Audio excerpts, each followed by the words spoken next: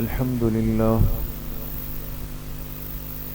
لله نحمده ونستعينه ونستغفره ونؤمن به ونتوكل عليه ونعوذ بالله من شرور أنفسنا ومن سيئات أعمالنا من يهده الله فلا مضل له ومن يضلل فلا هادي له ونشهد أن لا إله إلا الله وحده لا شريك له ونشهد أن سيدنا وسندنا ونبينا ومولانا محمدا عبده ورسوله صلى الله تعالى عليه وعلى آله وأصحابه أجمعين أما بعد فأعوذ بالله من الشيطان الرجيم بسم الله الرحمن الرحيم وأن المساجد لله فلا تدعوا مع الله أحدا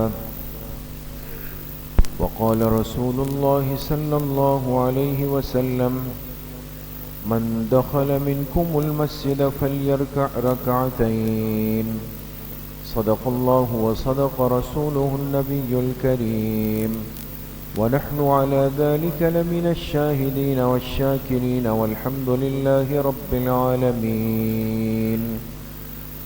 درود شریف پڑھ لیں. اللهم صل على محمد وعلى آل محمد كما صليت على إبراهيم وعلى آل إبراهيم إنك حميد مجيد.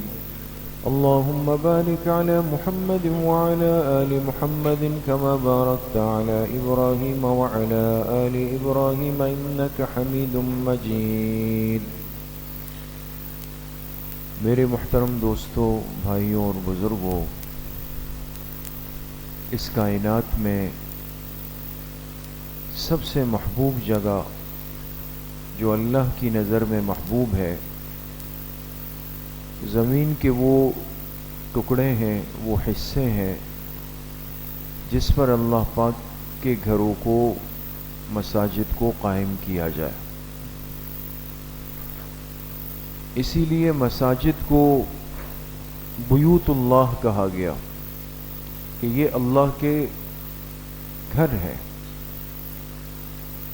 حالانکہ اللہ پاک مکان سے، زمان سے، ان ساری چیزوں سے بالکل پاک ہے، لیکن مسجد کی نسبت اللہ کی طرف جو کی گئی ہے، یہ بحیثیت ایک مکان کے نہیں ہے کہ نعوذ باللہ صرف اللہ کی ذات مسجد میں ہے، باہر نہیں، یا بیت اللہ شریف میں ہے، باہر نہیں. اللہ کی ذات تو ہر جگہ پر، ہر آن، ہر گھڑی، ہر لمحہ موجود ہے. لیکن یہ زمین کے وہ ٹکڑے ہوتے ہیں کہ جن کو بناتے ہوئے، جن کو قائم کرتے ہوئے خالصتاً عقیدے کو بنیاد بنا کر انسان اس کی نسبت کس ذات کی طرف کر دیتا ہے؟ اللہ کی طرف، کہ یہ جگہ اللہ کی نسبت کے لیے بنا رہا ہوں، اور یہاں آ کر میں دن میں 5 وقت اپنی پیشانی زمین پر لگاؤں گا، سجدہ کروں گا اور اللہ کے حکم کو پورا کروں گا. اسی لیے جو ہم مسئلہ سنتے ہیں علماء سے کہ مساجد کی جگہ وقف ہو جاتی ہے،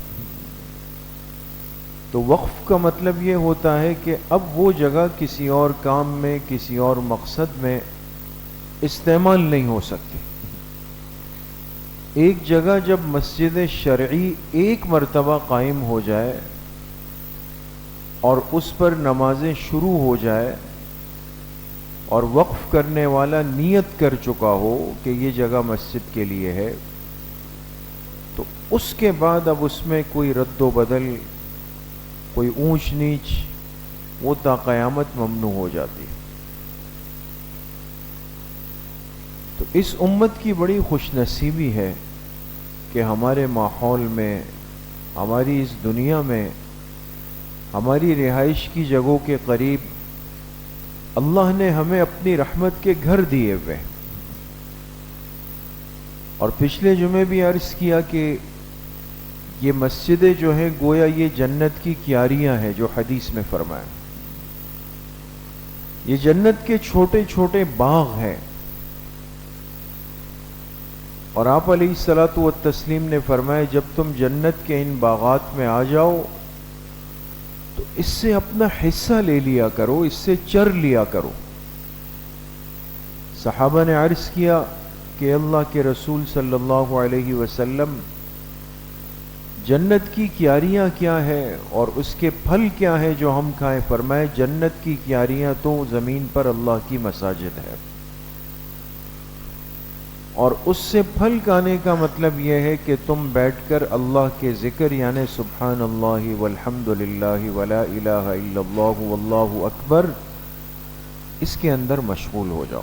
یہ تسبیح علماء نے لکھا بطور تمثیل کے ہے، یعنی یہ ضروری نہیں کہ یہی کلمات بندہ پڑھے گا تو تب اس کو یہ افضلیت حاصل ہوگی. نہیں، کوئی بھی معمول ہو، تلاوت ہو، درود شریف، استغفار، پہلا کلمہ، تیسرا کلمہ، لفظ اللہ، دعا، مراقبہ، جو بھی نیک عمل ہے وہ اگر اللہ کے گھر میں بیٹھ کر آداب کے ساتھ ہوگا گویا یہ جنت کے باغ میں بیٹھ کر جنت کے پھلوں سے اپنا حصہ وصول کر رہا. مسجد کا قرب تو نعمت ہے، تو جو جتنا مسجد کے قریب رہے گا، مسجد سے جڑا رہے گا، دنیا میں ایسا ہے جیسے کہ وہ جنت کے باغ سے قریب رہتا ہے. ایک مسلمان جب مسجد آتا ہے اس کے آنے کی کیفیت کیا ہو، جب مسجد میں داخل ہو، داخل ہونے کی کیفیت اور اس کا سنت طریقہ کیا ہو، اور جب مسجد میں بیٹھ جائے پھر کیا کرے گا، پھر جب مسجد سے نکلنے لگے تو اس کا طریقہ کیا ہونا چاہیے.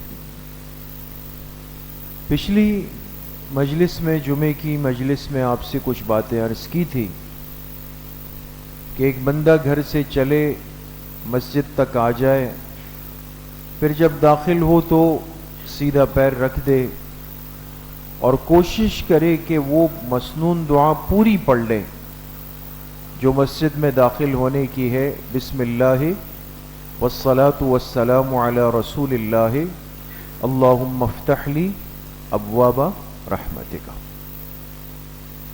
تو گویا اس نے مسجد کے دروازے پر دو بڑی سنتیں پوری کر لی. ایک تو دایاں پیر، سیدھا پیر پہلے رکھ دیا، ایک سنت وہاں پوری ہو گئی. پھر اس کے ساتھ مسنون دعا پڑھ لی تو دوسری سنت کو وہاں پر پورا کر لی. اب جب مسجد کے اندر داخل ہو اب کیا کرے؟ حضور علیہ الصلوۃ والسلام نے اس کی ترتیب بھی بتائی.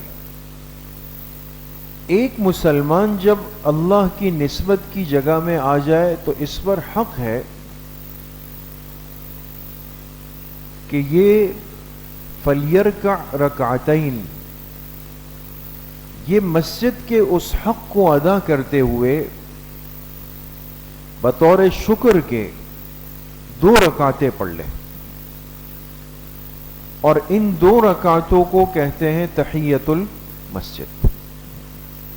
تحیہ، تحیہ کے معنی آتے ہیں استقبالی کلمات کے. جیسے 2 بندے آپس میں ملے، بڑے عرصے بعد ملے اور خوشی سے ملے، تو خوشی کے مارے یہ کتنے کلمات ایک دوسرے کو کہتے ہیں، لیکن سب چیزیں اپنی جگہ پر. لیکن 2 مسلمانوں کی آپس میں ملاقات کا جو تحیہ ہے وہ السلام علیکم ورحمۃ اللہ ہے. یہ گویا ایک دوسرے کا استقبال السلام علیکم سے کریں گے خوش ہو کر کے.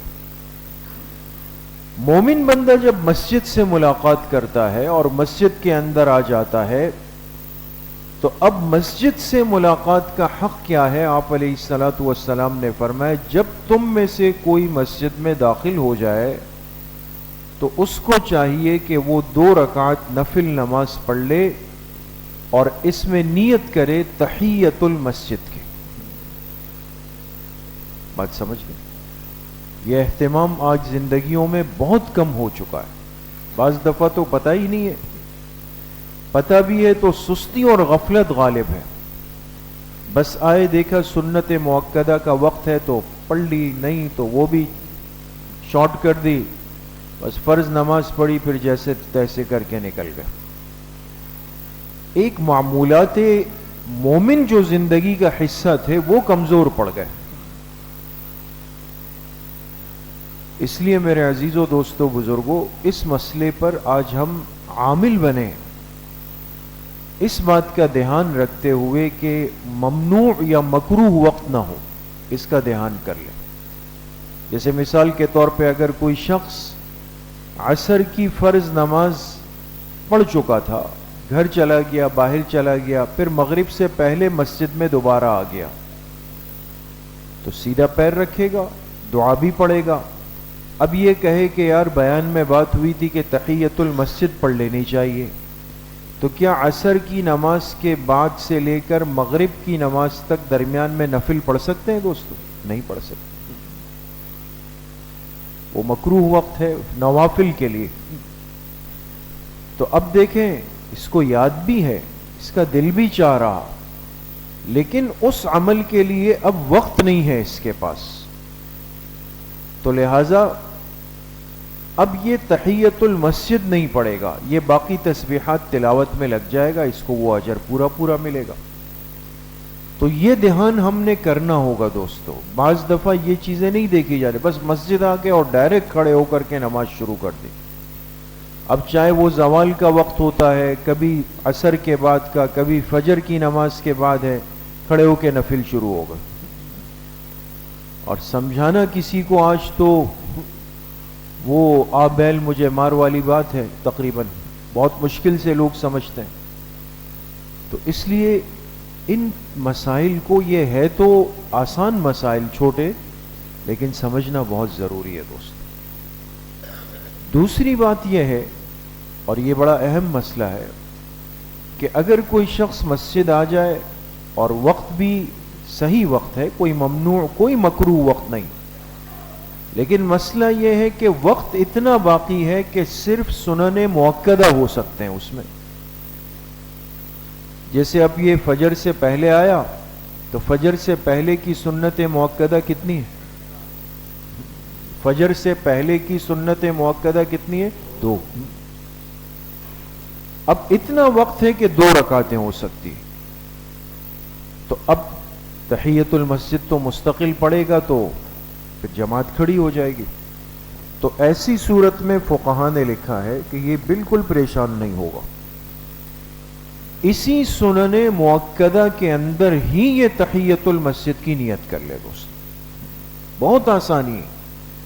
آپ ظہر میں آئیں اور 4-5 منٹ ہے جس میں آپ 4 سنت مؤکدہ اپنے پڑھ سکتے ہیں، تو آپ انہی 4 سنن مؤکدہ کے اندر اپنی تحیت المسجد کی نیت کو شامل کر لیں. بات سمجھ میں آ گئی؟ تو دونوں کا اجر. توجہ کی ضرورت ہے. اب مسئلہ سمجھ میں آ گیا، اب اس مسئلے کو یاد رکھ کے اس پہ عمل کرنے کی ضرورت ہے، اس کا اہتمام ہو. لیکن اگر وقت ہو بندے کے پاس تو اس کو چاہیے کہ پہلے مستقل تحیت المسجد پڑھ لے 2 رکعت، پھر اس کے بعد اپنی سنن مؤکدہ ترتیب کے ساتھ پڑھ لے. پھر بھی اگر وقت باقی ہو فرض نماز تک تو اس بیچ میں اپنی تلاوت ہے، تسبیحات ہے، دعائیں ہیں، جو بھی ہے اس میں مشغول ہو جائے تا وقت کہ فرض نماز کھڑی ہو جائے. بات سمجھ میں آ گئی دوست؟ تو یہ تحیت المسجد ہمارے ہاں فقہ حنفی میں تو اس کو سنت قرار دیا گیا، اور امام احمد ابن حنبل رحمۃ اللہ علیہ نے، امام شافعی رحمۃ اللہ علیہ نے اس کو واجب کہا ہے کہ اگر کوئی شخص مسجد آئے اور اس کے پاس وقت ہوگا تو اس پر لازم ہے کہ یہ پہلے 2 رکعت تحیت المسجد پڑھے، اس کے بغیر نہیں بیٹھے. ہمارے ہاں تو اس میں آسانی ہے، تخفیف ہے، لیکن بہرحال بہت بڑی فضیلت والا عمل ہے، اس کو ترک نہیں کرنا چاہیے. بات سمجھ گئے دوست؟ دوسری بات اب یہ ہے کہ اب مسجد میں بیٹھنے کے بعد، آنے کے بعد، پہنچنے کے بعد، اب مسجد کا وقت ہم کیسے گزاریں گے؟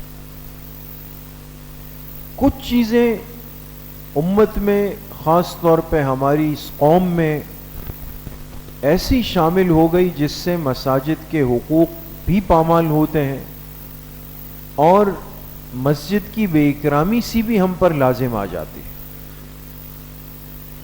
ورنہ اگر آپ آج سے 30 سال، 35 سال، 40 سال پیچھے چلے جائیں دوستو، تھوڑا پیچھے چلے جائیں آپ حضرات، بزرگ حضرات تشریف فرما ہے، مسجد کا مطلب ہی ہوتا تھا جہاں بالکل سکون، خاموشی ہو۔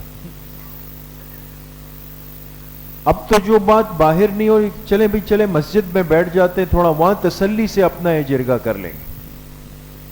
اب جس چیز کی جگہ باہر نہیں مل رہی، ہم کہتے ہیں چلے بھائی، چلے جی مسجد چلتے ہیں، وہاں بیٹھ گئے، وہاں گرما گرمی ہو گئی، وہاں قسمیں کھانی پڑی، وہاں جو ہوا مسجد کے اندر ہو گئی۔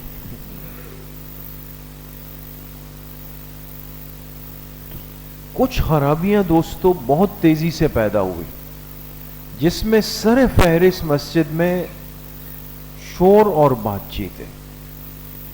باتیں بلا تکلف مزاج کا حصہ بن گئی۔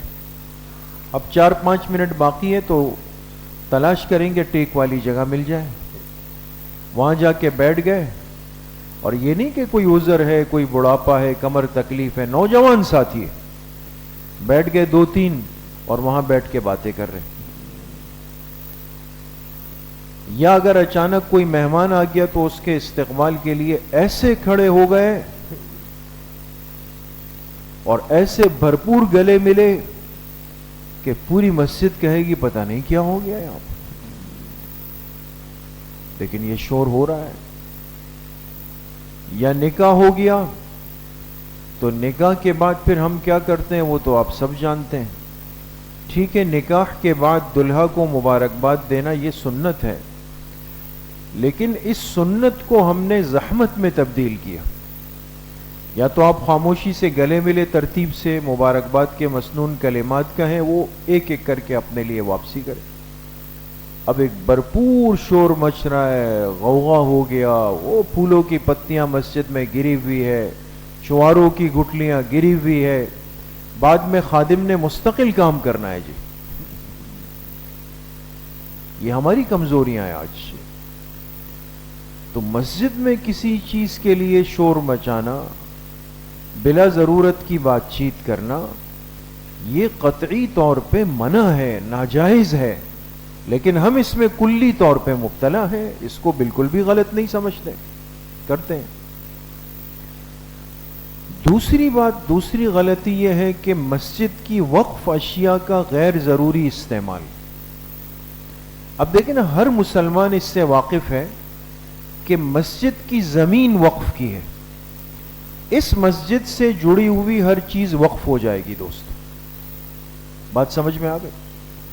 اب مثال کے طور پہ یہ قالین یہاں بچ گیا نا، یہ وقف ہے، یہ مصلی بچ گیا، یہ وقف ہے، یہ کرسیاں یہاں لگ گئی، یہ وقف کی ہے، جو سٹول وہاں پڑا ہوا ہے وہ وقف کا ہے، جو سیڑھی پڑی ہوئی ہے وہ وقف کی ہے، جو پنکھا وہاں سٹینڈ کا رکھا ہوا ہے وہ وقف کا ہے۔ یہ سب چیزیں اب وقف کی چیزیں۔ تو اب باہر سے آئے، تھکے ہوئے آئے، گرمی لگ رہی ہے، تو گھر میں تو لوڈ شیڈنگ ہو رہی ہے، وہاں تو لائٹ نہیں ہے، چلے بھائی مسجد چلے گئے، وہاں جا کے پنکھا چلا دیا اور نیچے دنیا و مافیا سے بے خبر ہو کے سو گئے۔ اب سوال یہ ہے، آپ علماء سے پوچھ لیں، میری بات پر اعتماد نہ کریں، بنوری ٹاؤن کے مفتیان اکرام سے جا کے پوچھ لیں کہ مسجد کے وقف پنکھے کو وہ شخص جو نماز یا اعمال کے لیے نہیں آیا ہے، وہ صرف اپنے آرام کے تقاضے کے لیے آیا ہے، کیا وہ وقف پنکھا اپنے لیے استعمال کر سکتا ہے؟ لیکن ہم اس میں نہیں کر سکتے، باقاعدہ آپ کو پھر اس کے لیے جو ہے وہ کوشش کرنی پڑتی ہے کہ بھئی ساتھی کو سمجھائیں کہ ایسا کرنا درست نہیں ہے۔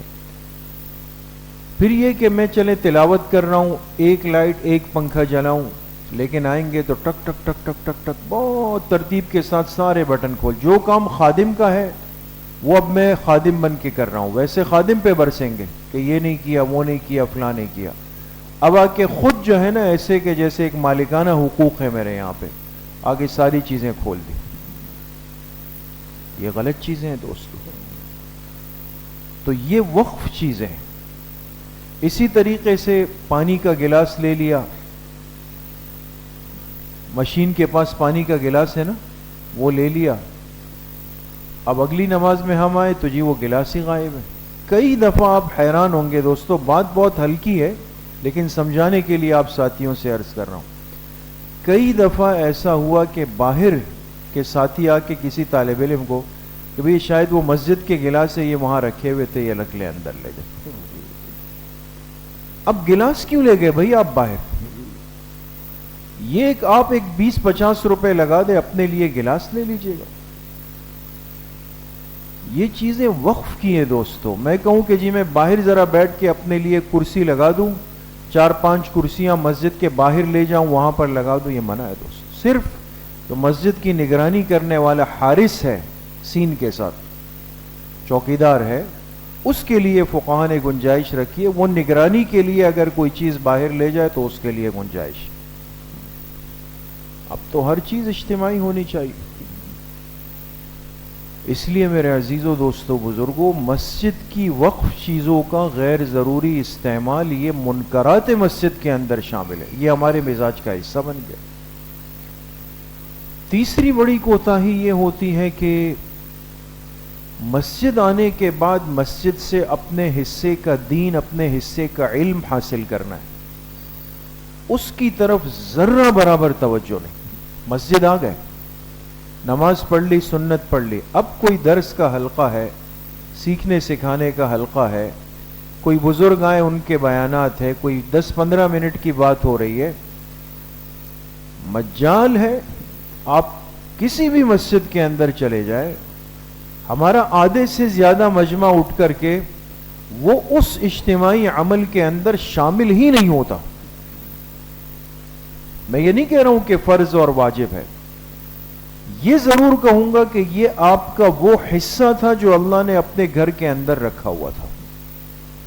آپ مسجد آئے ہیں، آپ مسجد آنے کے بعد صرف اس کو نماز اور ایک عبادت گاہ کے طور پہ خاص نہ کریں، یہ آپ کی تربیت گاہ بھی ہے.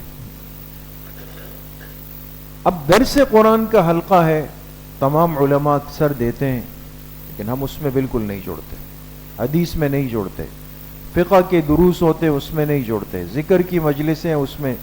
ایک آدمی مصروف ہے، ٹھیک ہے، سمجھ میں آیا، لیکن ہم کیا یہاں سے جائیں وہاں ہوٹل کے باہر بیٹھ گئے، وہاں پان والے کے ساتھ کھڑے ہو گئے، وہاں رکشے کے پاس کھڑے ہو کر کے لین دین کر رہے ہیں. وہ 10-15 منٹ جو میں مسجد کو دیتا، تھوڑا سا قرآن سمجھ میں آتا، حدیث سمجھ میں آتی، 1-2 مسئلے لے لیتا، تھوڑی دیر بیٹھ کے اللہ کا ذکر کرتا، اس سے جڑ کر بیٹھنے کا مزاج یکسر ختم ہو گیا. یہ میرا کام ہی نہیں ہے گویا کہ.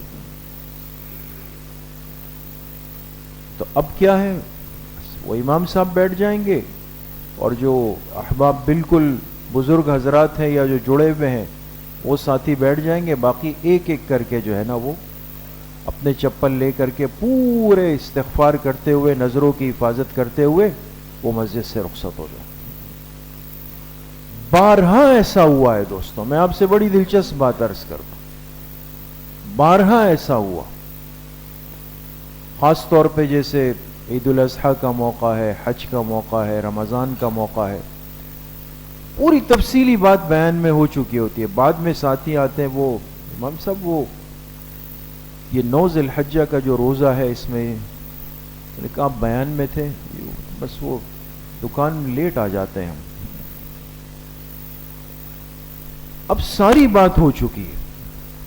میں اتنا وقت اللہ کے گھر کو دینے کے لیے تیار نہیں ہوں کہ میں اپنے حصے کا ضروری دین مسجد سے سیکھ سکوں.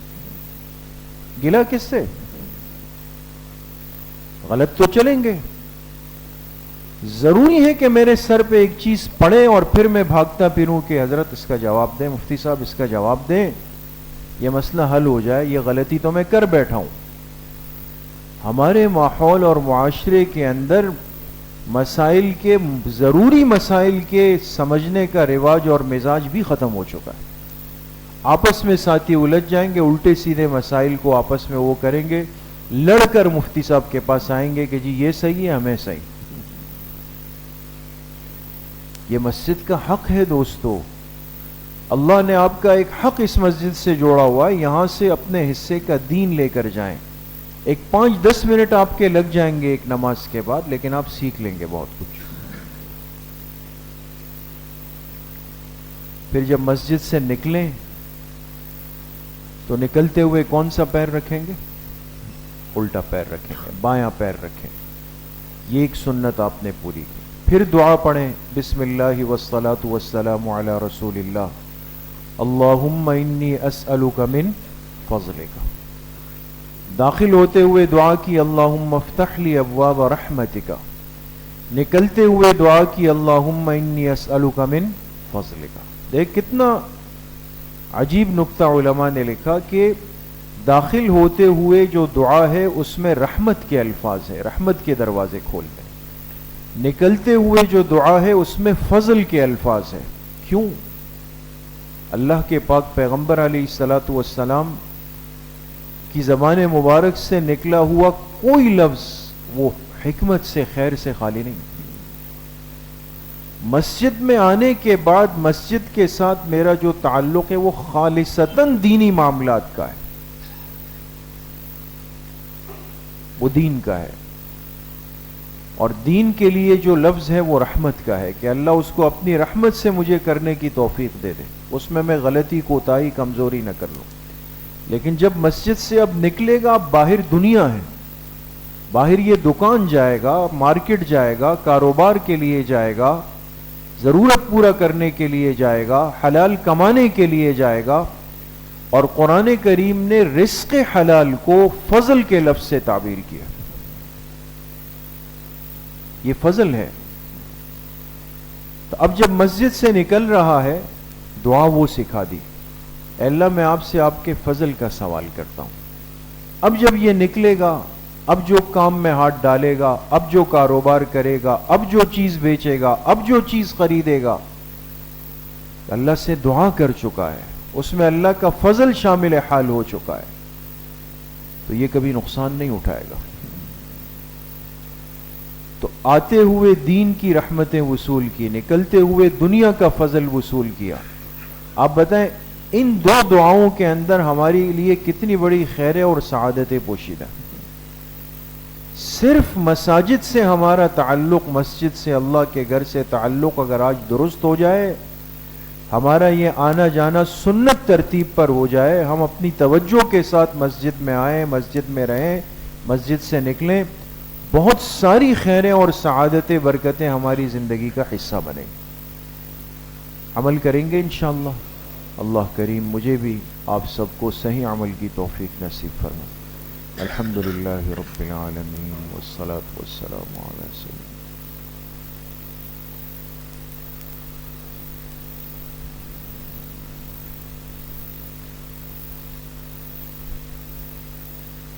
وصلی اللہ وسلم علی نبینا محمد وآلہ واصحابہ اجمعین برحمتک۔